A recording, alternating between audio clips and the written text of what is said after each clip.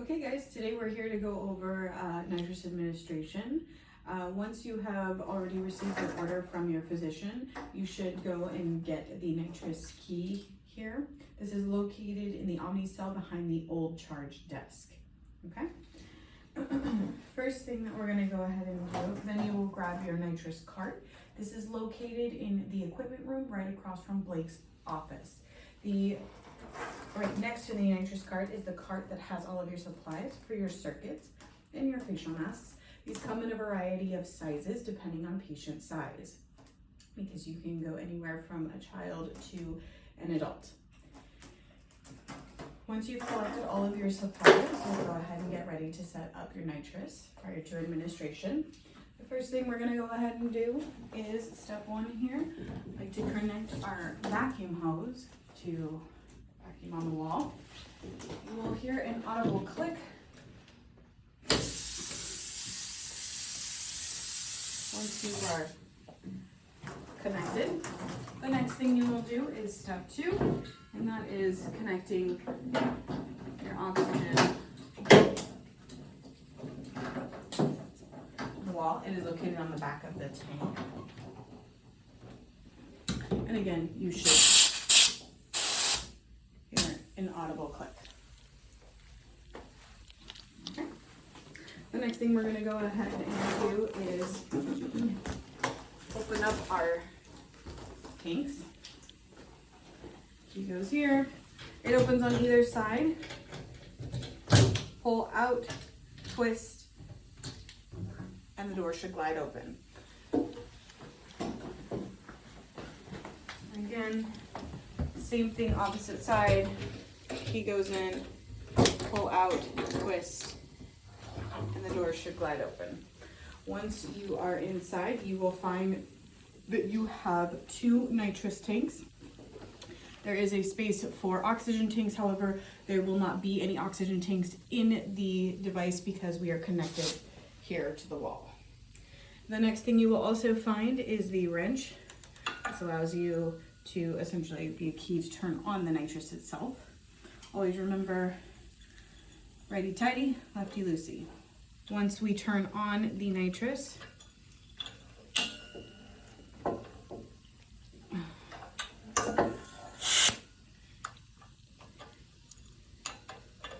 it should read at 750 psi.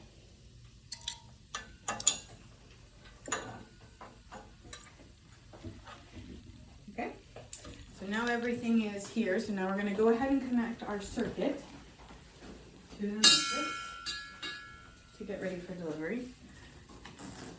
One thing I do like to do is to have an empty 10 cc syringe in order to ensure that this is nice and inflated, because you want to be able to create a good seal when applying this to your patient's face.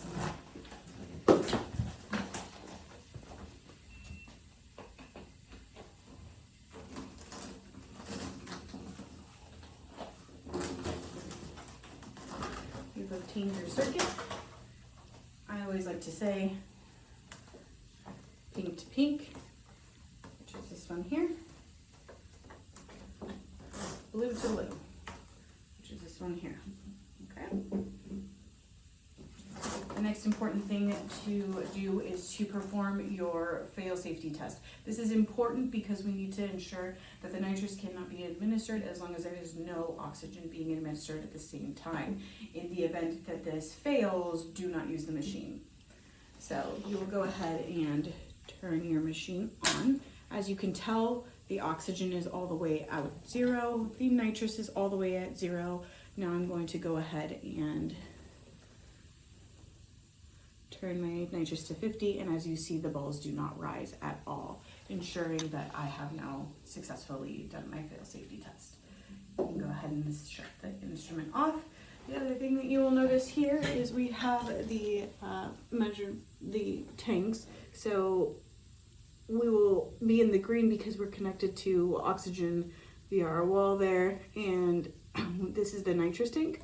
The important thing is that once it starts to go down past the green, you have a matter of minutes in order to change out your tanks.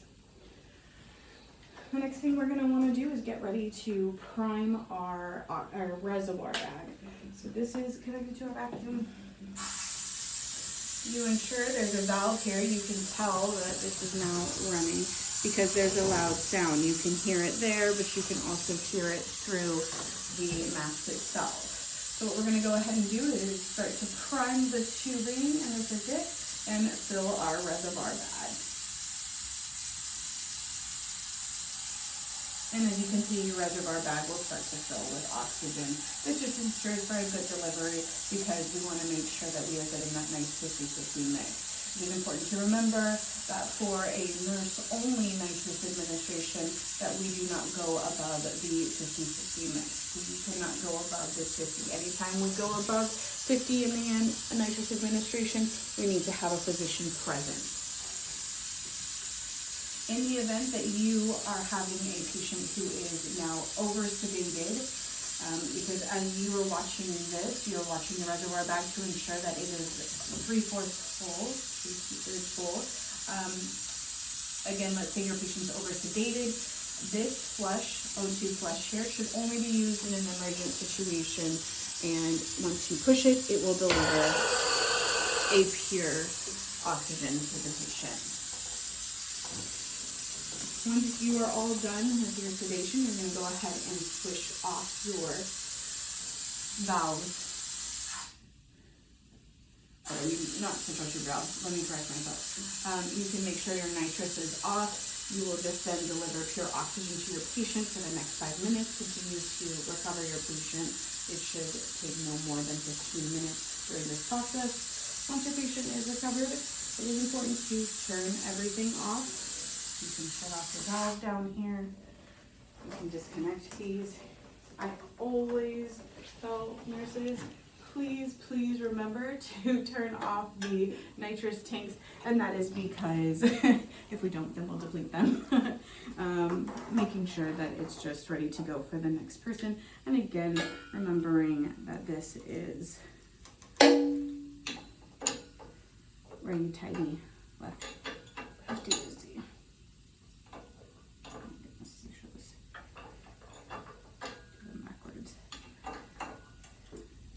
And you will know because you're gonna get a snug fitting there. All right, now it'll be time for you to go ahead and demonstrate this for me.